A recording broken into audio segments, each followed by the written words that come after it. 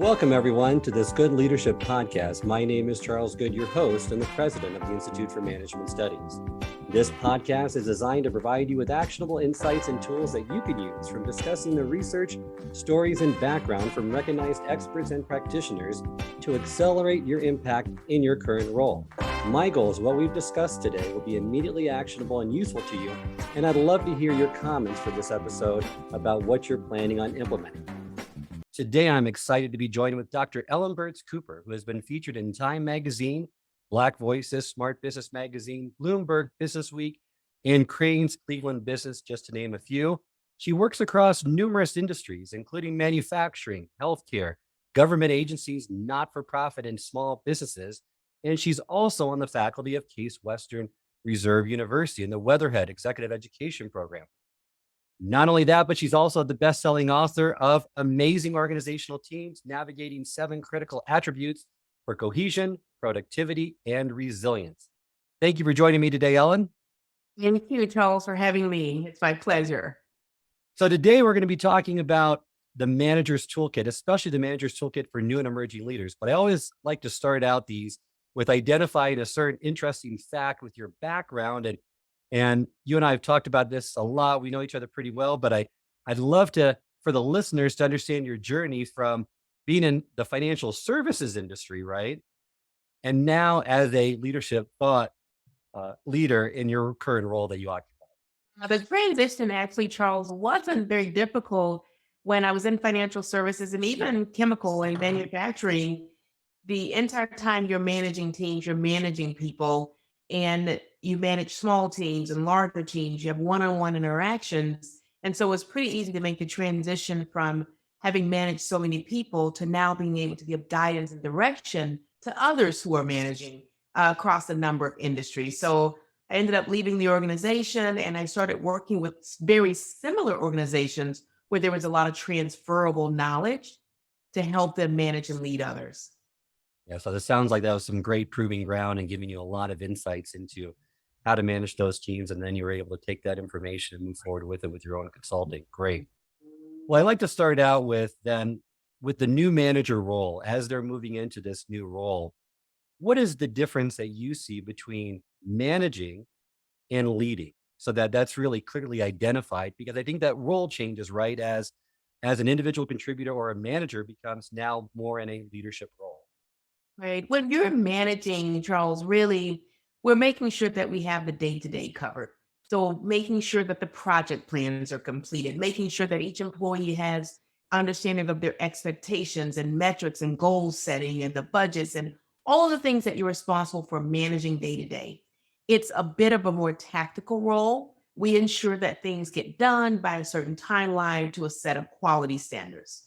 That's across just about any role. When I'm leading you, it's a bit more subjective. I have to make sure, Charles, not only did you get the project plan done, but did we keep up the morale when we did it? Are you really, truly engaged so that productivity is as high as it can be? So the manager measures your productivity, but the leader creates an environment where you can contribute and do your absolute best work. So it's more of the inspiration. How do I look at each particular person on my team and give them what they need to truly be successful? And that one's not something you can always just check off. I mean, how do you really know if people are motivated, right? Or you've created an environment in which they're doing their best work. So it's a little bit more subjective. It probably takes a lot longer to be effective at that skill, but you absolutely need both of them to really be successful. And you're switching between roles quite frequently as well, because you might be a leader of people, but then you're also with your superiors, you're occupying the role that you always used to. So you have to kind of switch roles and do it very effectively. And that's hard for some new managers to get used to in switching that role. Absolutely. And you do need both. But I also see that, Charles, with really intentional practice, there are some manager leaders who do them both so well, they're almost interchangeable. They can't tell the difference because they have just really worked on both of those and making them feel seamless for the employee. Great. And then during your programs, I noticed that you give a survey too, which I love, and you identify the biggest weaknesses for a leader. And if not at the top, usually close to the top is holding people accountable, which I think all new leaders struggle with. They struggle with those difficult conversations, which is part of that, right? You have a weak performer, he or she is not performing. How do you talk with them effectively versus avoiding that conversation? So I love to unpack a little bit about some of those tools that you would recommend for the new leaders around accountability, how to be more proactive with it. Yeah, I would say the first thing, Charles, is not to think about it as a bad thing. We sometimes hear the word accountability and we think, oh, this is no, it really is, if you think about it, a way so the employee can have a sense of ownership in the work. It allows them to really thrive and grow when they can own and deliver as they stated they were going to do in their goals or performance review or what have you.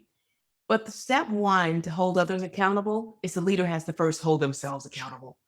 You hear it all the time, model the behavior, walk the walk, but we have to make sure that as leaders, we're doing the very things that we need to do to set the example. We have to set the stage first, be our own best example. And then clear expectations. I hear this over and over. I wanted to be accountable, but I wasn't sure what was needed of me. So making sure we're really clear on what I expect from you as an employee is a big part of it, and don't solve it for them. Many times you see the reverse delegation, we go back and we just take it back from them. Allow them to own it and not solve it. So sometimes accountability comes with a lot of questions. Charles, tell me more about what you think you can do to resolve this. What are a few ideas you've thought about? Get them to be part of the ownership so that they can be more accountable. Necessary resources are really critical. And here's everybody's favorite: address it as soon as physically possible. I know we're busy and we have a lot of meetings back to back, but when we see things happening, whether it's performance or behavior, making sure we address those as quickly as possible so that we can get on top of that and it doesn't become a habit. Then a few other things. So it would be setting the goals, making sure we provide data. Consistent ongoing feedback is really critical, because once I hold you accountable, then all of a sudden you think, oh, problem resolved. Sometimes with behavior, it may take a little bit longer. You have to embrace mistakes. That's hard to hear for people. You go, what? Yeah. When we're holding people accountable, it's a new assignment, maybe it's a stretch goal. You have to be able to embrace the fact that they're going to make mistakes, and how do we work through that? Other last two pieces I'll say with accountability: we don't lower our work standards so that they can meet them. We give them the tools, the resources, the coaching, the training they need to meet the standard, not lower the standard. And then with accountability, when we've done everything that we can do, we can honestly say we put the right resources in place, we spent the energy. We have to be able to make the hard call at some point that it could be good person, but this is not the right assignment for their skill set at this particular time. So just in recap, hold yourself accountable, set clear expectations, provide the resources, data, goals, embrace if they're going to make mistakes, and make sure we coach them to the standard needed for the workplace. No, that's a great process. And I agree with you. Really, it's holding yourself accountable first, right? Setting those clear expectations, which new leaders struggle with all the time, but also in making sure that you don't let problems fester. So feedback is so critical. And I heard from one other thought leader that I had on the podcast recently.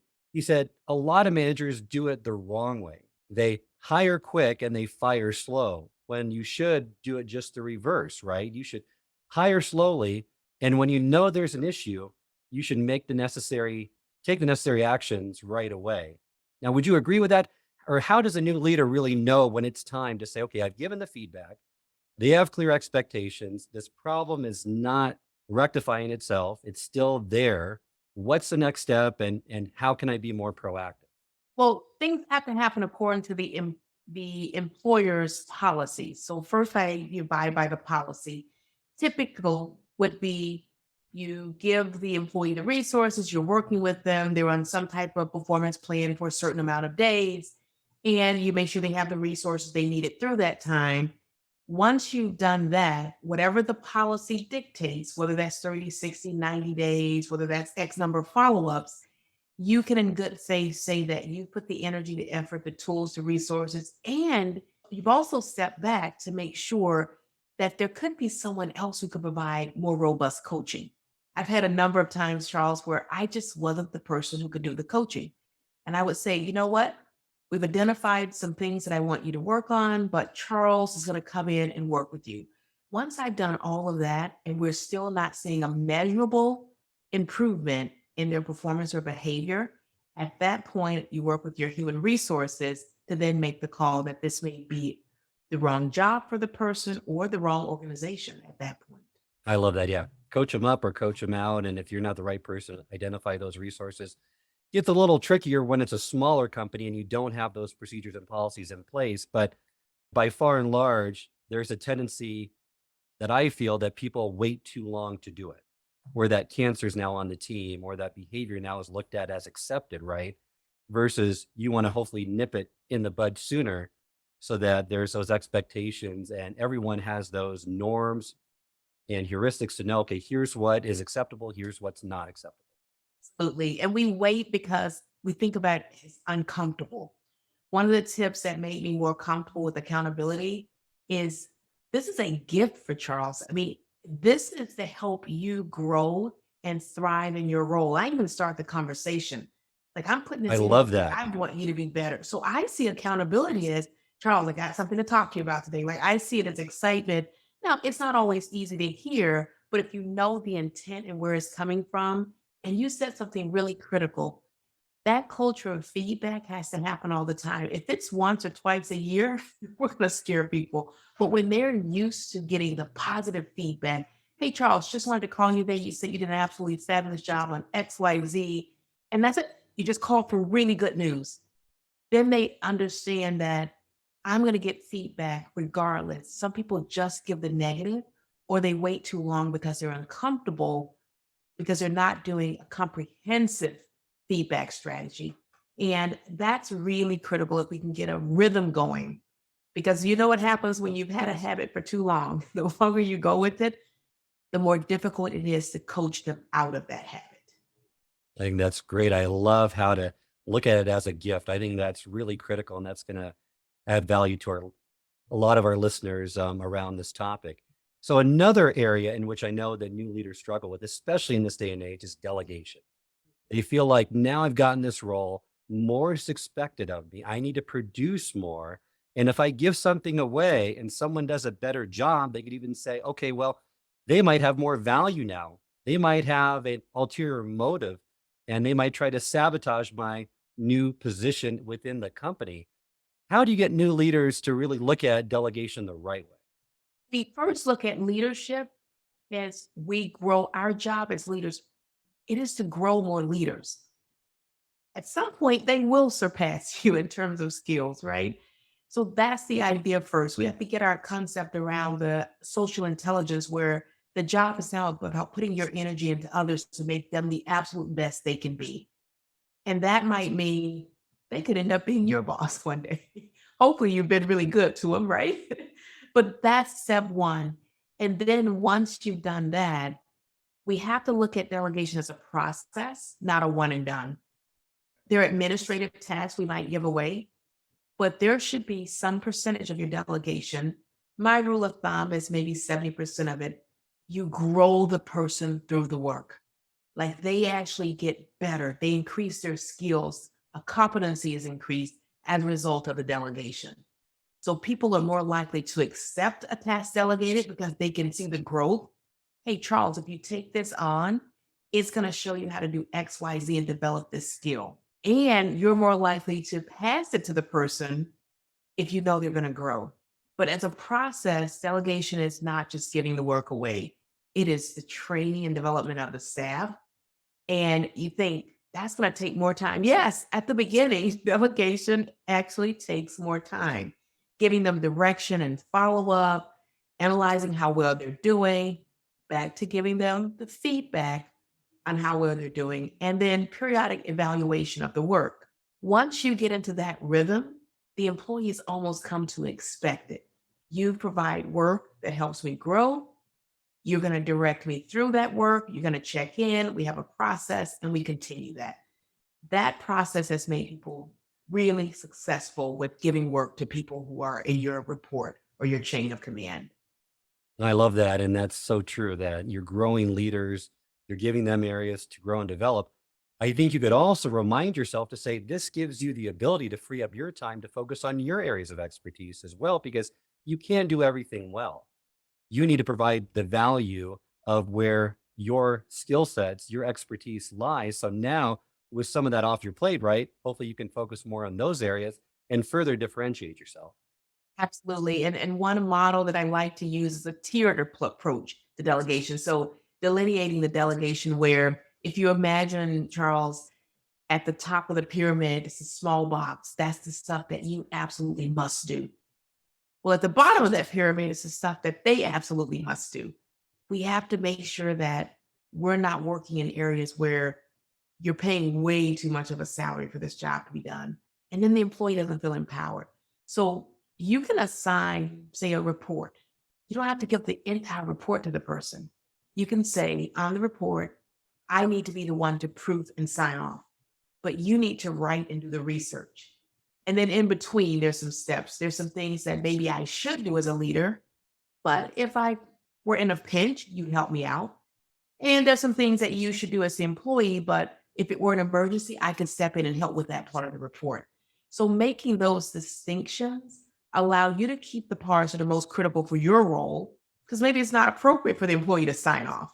And it's probably not appropriate for you to maybe be doing the grammatical checks and the writing and the typing. So each person contributes in a way that they have the closest skill set. It's a business. I can't pay this leader or manager salary for a task that should be done at a different level. We're actually overpaying for the work to get done. Right? So I like that delineation model because each person has a role within the same activity. I love that structure. And I think that's really helpful for new managers and new leaders coming in to use that structure that's in place, just like with scripts that they can use. I mean, to say, here are the things that I must do due to my new role. Here are the things that others must do. And then here are the areas in which I could help out if needed. Or here are the things that I'm doing, but you could help out if needed. And I think that provides that nice structure and frames it in such a way that they can put it in certain buckets, at least initially, until they get used to what that role entails. Well, I'll give you one more in that model, and it's things that I could do as a leader. Like it would be appropriate for my role, but you would grow as a result. It would be a stretch assignment for you. I like to tell the team about those ahead of time. So these are tasks that I'm going to be doing this week. If anybody wants to sit in on one or wants to have a demonstration of it or wants to tag along, these are things that are in my role, but they would be a really great stretch opportunity for you. Have those already laid out and allow them to volunteer. So it doesn't feel as much like delegation. Some people feel, oh, I'm just giving my work to Charles. I'm busy. They're already busy. I don't want to push it down. But when you let people know ahead of time, here's some things that would be a really good growth opportunity, they're volunteering for it. And that drives a lot of excitement. So it doesn't feel like you're pushing the work away. They're saying, raising their hand, I'd love to have that opportunity. That's a great way to frame it as a growth opportunity. I mean, that's priceless. That's gold. So one more area that I like to go through that a lot of new managers, new leaders struggle with is how to keep their staff motivated. Now, many people just think of the standard way to motivate through promotion, through more money, but there's so many other ways between being appreciated, having meaningful work, giving them a sense of autonomy or just being challenged in their role. What have you found from your vast experience as far as what are the, say, top two or three things that really helps a staff to be motivated? You're right. You mentioned quite a few of them. First, there are a number of things, and everyone's different. So in the spirit of diversity, we want to make sure that we honor that. Charles, you want more challenging work to feel motivated. I want less challenging work to feel motivated. One person might like the gift of time, spending time with their manager. I want the gift of time to go home a little bit early.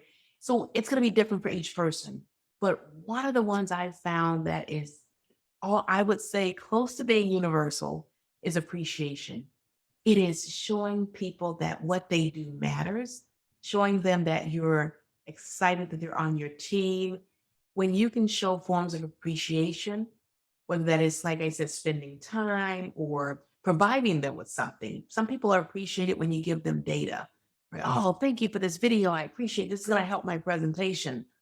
Others feel really appreciated just by your words. Thank you. Thank you for a really productive day at work. I found that to be pretty universal. Also, if you think about it, feedback. When you give consistent feedback to your employees on a regular basis, it's not a shocker for them. It actually, as I said earlier, becomes a really good gift. It's exciting when I hear from my manager how well I've done on something and you can be very specific about it.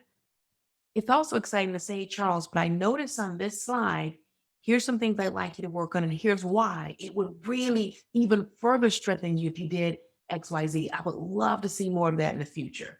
So let's talk about that in more detail. All of a sudden, I'm not criticizing, I'm simply adding value to already productive employee. So I would say diversity in making sure that we provide ways to motivate, but appreciation and feedback done correctly are, I would say, universal motivators. When we could spend a whole episode just on feedback alone, but I'd love to touch on appreciation because we talked about this in another episode with Mike Robbins and that distinction between being recognized and being appreciated. You can be recognized for doing good work tied to the results, but no one that I know says, you know what, I'm just too appreciated. Everyone could use more appreciation for just valuing them for who they are, right? And making sure that you do that consistently and showing it throughout time so that it's not just done or tied to results. Because I would argue that you shouldn't recognize people unless there's something that is recognizable, right? That there's something that they've done that is really good, because we're living in a culture where we've gotten to where everyone feels like they need to be recognized for something. I would push back on that and say we all need to be appreciated, but we need to be more selective in our recognition. Charles, I couldn't agree with you more, right? And giving it a distinction, because if we overuse the recognition mechanism, all of a sudden there's no value to it anymore. But appreciation, you're right. I don't think anybody said, I am leaving that company. They were so appreciative of my efforts. A simple thank you goes a long way. Even a head nod, right? I had somebody give me a head nod in the audience, and I could just tell they felt appreciated. They didn't say a word, but just a physical gesture even let me know I'm checked in and I'm listening to you. That would be another one I would add to the list, attunement. We're moving so quickly. People feel appreciated by just the fact that, Charles, you spend time with me, you check into me, and I avoid the need to have to be distracted while we have our exchange. I'm not on my phone, I'm not multitasking. For this moment, I can do a million things with my time. I am choosing to spend this time with you. So we combine those. This is how feedback gets to be a positive for employees. I've got a lot on my plate, but right now, the most critical thing for me, Charles, in this moment is to spend time with you. Great employee, and I want to see you get better. Here's some things I've been noticing. Want to see you work. All of a sudden, I'm appreciating you while I'm giving the feedback, and I'm checked in and attuned to you. They can walk out receiving constructive feedback and still be really, really energized. Well, that's great. And I just want to add to that when you, on the other end of it, when someone's giving you positive feedback, is recognizing you, is showing appreciation, the best response for you to do is say thank you and then shut up. A lot of people deflect it. A lot of people say, oh, no, it's not me. I want to thank you. And I heard this analogy once, and I think it's a great analogy for this. It's like they're giving you a present. Are you going to reject the present? Are you going to put it on the floor and ignore it? Or are you going to accept the present, right, for what it is? And then let them have that moment so that they feel like, okay, great. He or she recognizes it and is appreciative of that communication. Culture of humility, which is great, but sometimes that humility, oh no, Charles, I didn't do much. I did. But let's go back to frequency. The more you receive the gifts, the more you understand how to receive it. Oh, thank you. I appreciate that. And that's the end of it. But some people receive appreciation so infrequently, they don't know how to take it. And so that's a sign of the environment around them. So no, that's a really good point. Take the gift. Well, great. And as we near the end of this episode, I want to let you know how appreciated I am of you being on this episode. Thank you very much, Ellen. Is there a book? Is there a podcast? Is there something that you've read recently that's inspired you that you would like to share with our listeners? You wouldn't say it's one thing. I actually would say I literally go on and I look at places like Gallup and, Harvard Business Review and Forbes Business. And I look for what I call the feel good articles around motivation and morale and appreciation. And I don't want to go to just one source. I like to take those and sort of review and compare and contrast them. So I would take one topic, go to 5 different credible sources, and look at how they each approach it. So now you don't have just one way to do the thing. You have multiple views and perspectives because in the spirit of diversity, we all show up a little different. So that would be my tip. Take a topic, look at several credible resources, compare and contrast so that you can bring diversity into how you deliver it. Great advice. Ellen, remind our listeners how they can get in contact with you. They can get in contact with me through my website, improveconsulting.biz, B-I-Z. Happy to have you log on there and take a look at our services. And you can usually get me through that. We have a phone number listed and also an email. Thank you very much for joining me today, Ellen. Really appreciated it. Great insight shared. Thank you. This concludes this episode of the IMS Leadership Conversations podcast. You can send us your feedback at info@ims-online.com. If you'd like to subscribe to this podcast, it can be found on both Apple and Spotify. Until next time, remember, it's not what you know, but it's what you do consistently that makes a difference.